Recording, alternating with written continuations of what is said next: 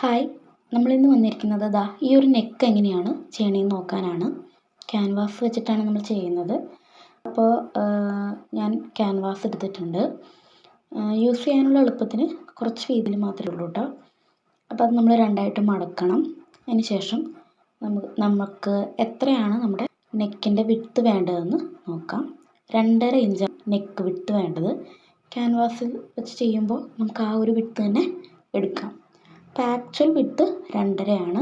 ആ 2.5 ഇഞ്ച് ഞാൻ മുകളിലും താഴെയായിട്ട് അടയാളപ്പെടുത്തി കൊടുക്കുന്നുണ്ട് കേട്ടോ. അതിന് ശേഷം നമുക്ക് അവിടെ ഒരു ലൈൻ വരയ്ക്കാം. ഇനി നെക്കിൻ്റെ ലെങ്ത്ത് നമ്മൾ എടുക്കുന്നത് 5 ഇഞ്ചാണ്. 1/2 ഇഞ്ച് അതിൽ നിന്ന് പോകും. അപ്പോൾ ഇത് ഫ്രണ്ട് നെക്കാണ് കേട്ടോ. അപ്പോൾ 5 ഇഞ്ച് നമ്മളിങ്ങനെ അടയാളപ്പെടുത്തി കൊടുക്കുക. ഇനി നമ്മൾ അവിടെ അതൊരു ലൈനായിട്ട് വരച്ചൊരു ബോക്സ് പോലെ ചെയ്തെടുക്കുക. ഇതൊക്കെ നമ്മൾ യൂഷ്വലി ചെയ്യുന്നതാണ്, നിങ്ങൾക്കറിയാമായിരിക്കുമല്ലോ. പിന്നെ നമുക്കിതിൽ മാറ്റം വരുന്നത്, നമ്മൾ എടുത്തിരിക്കുന്ന വിഡ്ത്ത് 2.5 എന്ന് പറയുന്നത് മുകൾ ഭാഗത്ത് നമ്മളൊരു 1/4 ഇഞ്ച് കുറച്ച് അടയാളപ്പെടുത്തും. കാരണം അത് നമുക്ക് എപ്പോഴും ഇങ്ങനെ കഴുത്തൊന്ന് പെർഫെക്റ്റായിട്ട് വരാൻ വേണ്ടിയിട്ടല്ലേ. അതായത് ഇങ്ങനെ മലർന്ന് പോവാതിരിക്കാൻ വേണ്ടിയിട്ട്, മലർന്ന് വരാതിരിക്കാൻ വേണ്ടിയിട്ടാണ്.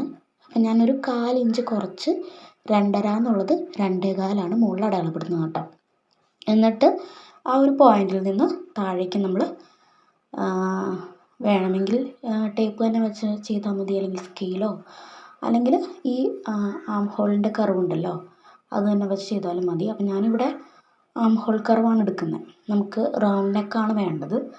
അപ്പോൾ ആം ഹോൾ കർവ് വെച്ച് നമ്മൾ ആ ഒരു പോയിന്റിലേക്ക്, ആ ഒരു ലൈനിലേക്ക് ചേർത്ത് വയ്ക്കുക, അത്രയേ ഉള്ളൂ.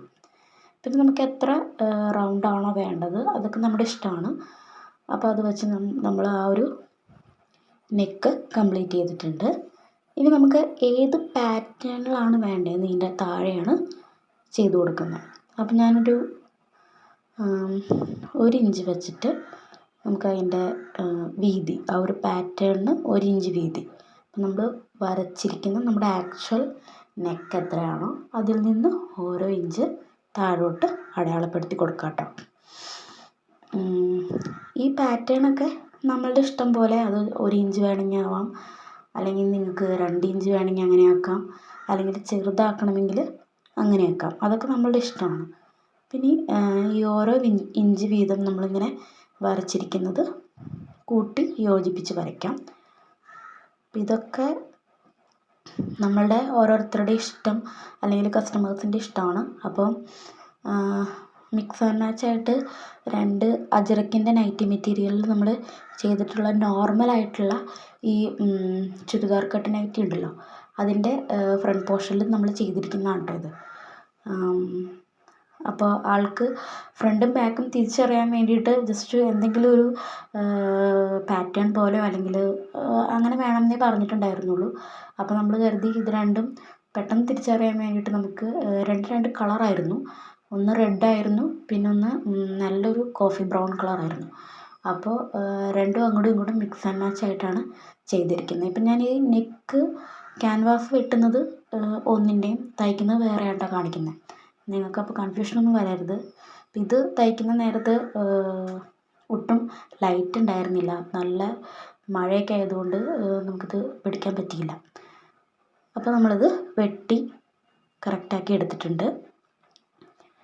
ഓക്കെ, ഇനിയിപ്പോൾ ഞാൻ തയ്ക്കുന്നത് വേറൊരു പാറ്റേണാണ് കാണിക്കുന്നത്. അപ്പം നമുക്ക് സ്റ്റിച്ചിങ്ങിലേക്ക് പോകാം കേട്ടോ. അപ്പം ഞാനൊരു ലൈനിങ് എടുത്തിട്ടുണ്ട്.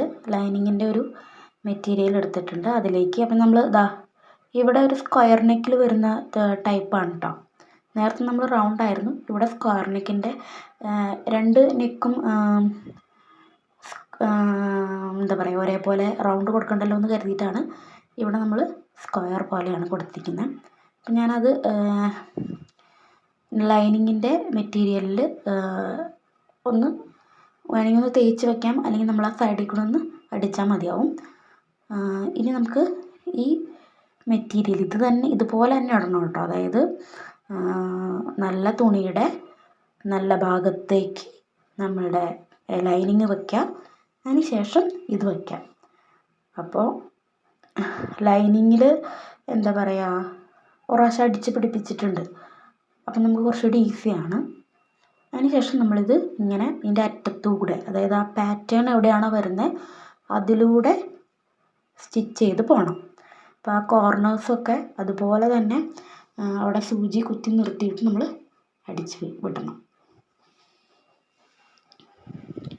ഓക്കെ.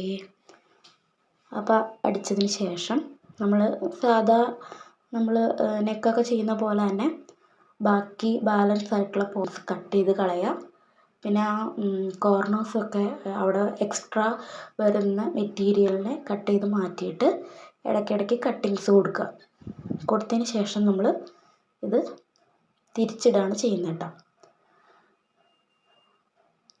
അപ്പോൾ നമ്മൾ തിരിച്ചിട്ടിട്ടുണ്ട്. തിരിച്ചിട്ടിട്ട് ആ കോർണേഴ്സൊക്കെ നമ്മൾ എന്തെങ്കിലും ഒരു പോയിൻറ്റഡ് ആയിട്ടുള്ള ഒബ്ജക്റ്റ് വെച്ചിട്ടൊന്ന് തിരിക്കണം. ചുരുങ്ങി കൂടിയൊന്നും ഇരിക്കാണ്ട്. ഇതൊക്കെ നമ്മൾ യൂഷ്വലി ചെയ്യുന്ന കാര്യങ്ങളൊക്കെ തന്നെയാണ്. വേറെ കൂടുതൽ അതിൽ പറയാനൊന്നുമില്ല. ഞാനിപ്പോൾ ഒരു കത്രികയൊക്കെ വെച്ചിട്ട്, ഇപ്പോൾ കത്രികയൊക്കെ വെച്ച് ചെയ്യുമ്പോൾ കട്ടായി പോവാതെ നോക്കുക.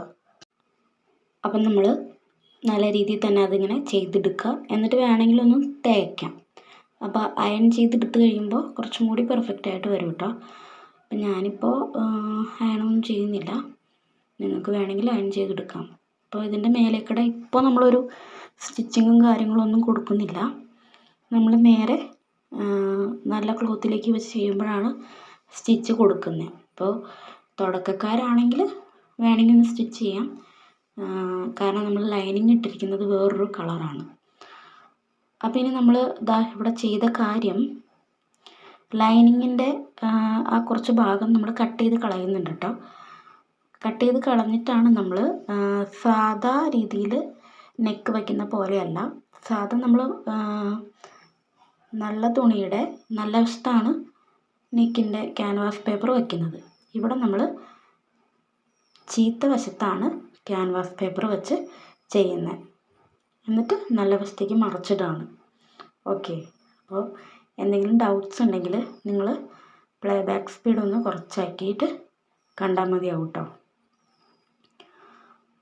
പിന്നെ നമ്മൾ സാധാ രീതിയിൽ നെക്ക് ചെയ്യുന്ന പോലെ തന്നെ ബാലൻസ് പീസ് വെട്ടിക്കളഞ്ഞിട്ട് ആ കോർണർ പോയിൻറ്റ്സിലൊക്കെ ഒന്ന് കട്ട് കൊടുത്തിട്ട് ചെയ്യണം. അപ്പോൾ ഈ സമയത്തൊക്കെ നമ്മളൊന്ന് അയൺ ചെയ്ത് വിടുകയാണെങ്കിൽ കുറച്ചും കൂടി തയ്ക്കാൻ നമുക്ക് എളുപ്പമുണ്ടാവും. അതുപോലെ നല്ല കംപ്ലീറ്റ് ആയിട്ടുള്ള ഒരു ലുക്കിൽ നമുക്ക് കിട്ടും. ഇനി നമുക്കിത് ഇങ്ങനെ നല്ല വശത്തേക്ക് വെച്ചിട്ട് പരത്തി അടിച്ചു കൊടുക്കാവുന്നതാണ് കേട്ടോ. അപ്പം നമ്മൾ ആദ്യം നെക്കിൻ്റെ അറ്റത്തൂടെ ഒരു സ്റ്റിച്ച് കൊടുക്കണം. ഒറ്റ സ്റ്റിച്ച് കൊടുത്താൽ മതിയാവും.